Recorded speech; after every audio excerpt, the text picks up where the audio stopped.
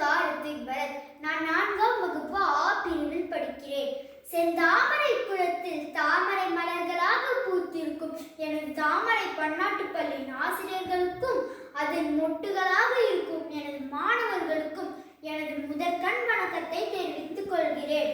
பேச்சில் போட்டிக்கு வந்ததோர் அழைப்பு, அதில் நான் தேர்ந்தெடுத்ததோர் தலைப்பு, அதுதான் கல்வியின் சிறப்பு. இளமைக்கல் என்று கூறுகிறது ஆத்திச்சூடி. எண்ணும் எழுத்தும் கண்ணென தகும். கல்வி கரையில கற்பவர் நாள் சிலர் என்று கூறுகிறார் ஔவையார். கற்கை நன்றே கற்கை நன்றே பிச்சை புகிலும் கற்கை நன்றே என்று கூறுகிறது நரந்தகை. கல்வி ஒன்றே இவ்வுலகத்தையே மாற்றக்கூடிய மிக சக்தி வாய்ந்த ஆயுதம் என்று நெல்சன் மண்டேலாவும் கூறியிருக்கிறார் அல்லவா? நாம் பணத்தை எப்படி வேணாலும் சம்பாதிக்கலாம், ஆனால் கல்வி ஒன்றே மரியாதையை சம்பாதிக்கும்.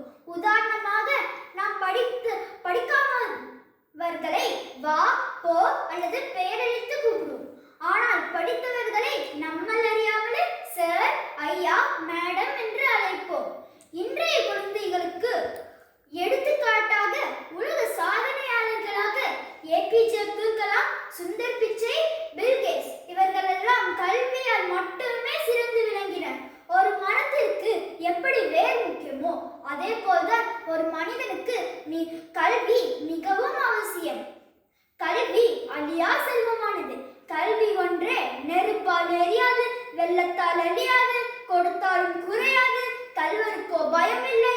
கற்பவன் எப்பொழுது வேணாலும் செல்வந்தனாகலாம், ஆனால் கற்கா செல்வந்தன் எப்பொழுதும் கற்பவன் ஆகவே முடியாது. நீங்கள் சற்று சிந்திக்கலாம். சச்சின் டெண்டுல்கர் படித்தாரா? காமராஜர் படித்தாரா? முகநூல் கண்டுபிடித்த மார்க் ஜுக்கர்பர்க் படித்தாரா? படிக்காமல் சாதித்தவர்கள் சிலரே.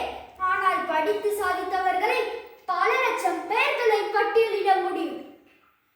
கற்போம், கற்பிப்போம், கல்லாமை இயலாமை ஆக்குவோம். இதை நாம் எல்லோரும் தாரக மந்திரமாக எடுப்போம். கற்றது கையள